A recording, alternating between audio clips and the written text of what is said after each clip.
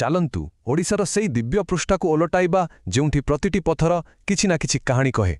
ଏମିତିରେ ଏ ରାଜ୍ୟକୁ ମନ୍ଦିର ମାଳିନୀ କୁହାଯାଇନି, ଏହାର ଐତିହ୍ୟ ହିଁ ଏହାର ପରିଚୟ। ଆମର ଏହି ଯାତ୍ରାର ପ୍ରଥମ ପାଦ ପଡ଼ିବ ପୁରୀରେ, ସେହି ଜଗତର ନାଥ ଜଗନ୍ନାଥଙ୍କ ଧାମରେ। ଏ ମନ୍ଦିରର ଚମତ୍କାରିତା ବିଷୟରେ କ'ଣ କହିବା? ଏହାର ନୀଳଚକ୍ର ଆଉ ମହାପ୍ରସାଦର କଥା ହିଁ ନିଆରା।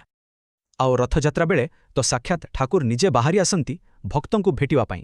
ଏବେ ଚାଲନ୍ତୁ ଏକ ବିଶ୍ୱ ଐତିହ୍ୟ ସ୍ଥଳୀକୁ, ଯାହାକୁ ଲୋକେ କହନ୍ତି ପଥରରେ ଲେଖା କବିତା, କୋଣାର୍କ। କଳ୍ପନା କରନ୍ତୁ ଏକ ବିରାଟ ରଥ, ଆଉ ତାର 24ଟି ଚକ, ଯାହା ଦିନର 24 ଘଣ୍ଟାକୁ ଦର୍ଶାଏ।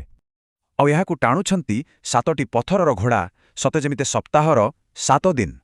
ଖାଲି ସୁନ୍ଦର ନୁହେଁ, ଏହି ଚକଗୁଡ଼ିକ ଗୋଟିଏ ଗୋଟିଏ ସୂର୍ଯ୍ୟଘଡ଼ି, ଛାଇ ଦେଖି ସଠିକ୍ ସମୟ ଜାଣି ହୁଏ। କିନ୍ତୁ କୋଣାର୍କ ସହିତ ଯୋଡ଼ି ହୋଇ ରହିଛି ଧର୍ମପଦର କାହାଣୀ, ଜଣେ କିଶୋରର ଅଦ୍ଭୁତ ପ୍ରତିଭା ଆଉ ବଳିଦାନର କଥା। ଆମ ଯାତ୍ରା ଏବେ ପହଞ୍ଚିଛି ଭୁବନେଶ୍ୱର, ଭାରତର ମନ୍ଦିର ମାଳିନୀ ସହରରେ।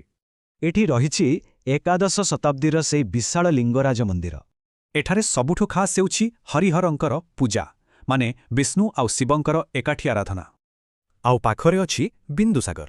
କୁହାଯାଏ ଏଠି ଭାରତର ସବୁ ପବିତ୍ର ନଦୀର ଜଳ ମିଶିଛି। ଏଥର ଯିବା ପଶ୍ଚିମ ଓଡ଼ିଶା, ମହାନଦୀ କୂଳରେ ଥିବା ସମ୍ବଲପୁର ସହରକୁ। ଏଠାରେ ବିରାଜମାନ କରିଛନ୍ତି ମା ସମଲେଶ୍ୱରୀ, ଯିଏ ସମଗ୍ର ପଶ୍ଚିମ ଓଡ଼ିଶାର ଆରାଧ୍ୟା ଦେବୀ। କୁହାଯାଏ ମାଙ୍କର ଶକ୍ତିଶାଳୀ ମୂର୍ତ୍ତି ଦର୍ଶନ କଲେ ମନକୁ ବହୁତ ଶାନ୍ତି ମିଳେ। ଓଡ଼ିଶାରେ କେତେକ ପ୍ରମୁଖ ଶକ୍ତିପୀଠ ମଧ୍ୟ ରହିଛି। ଏହା ଦେବୀଙ୍କର ପବିତ୍ର ସ୍ଥାନ, ଯେମିତିକି ଯାଜପୁରର ମା ବିରଜା ଆଉ ଗଞ୍ଜାମର ମା ତାରାତାରିଣୀ ପୀଠ।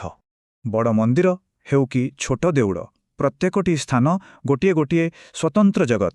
ଭାବିଲେ ଆଶ୍ଚର୍ଯ୍ୟ ଲାଗେ, ଯଦି ଏ ପଥର ସବୁ କଥା କହିପାରନ୍ତେ,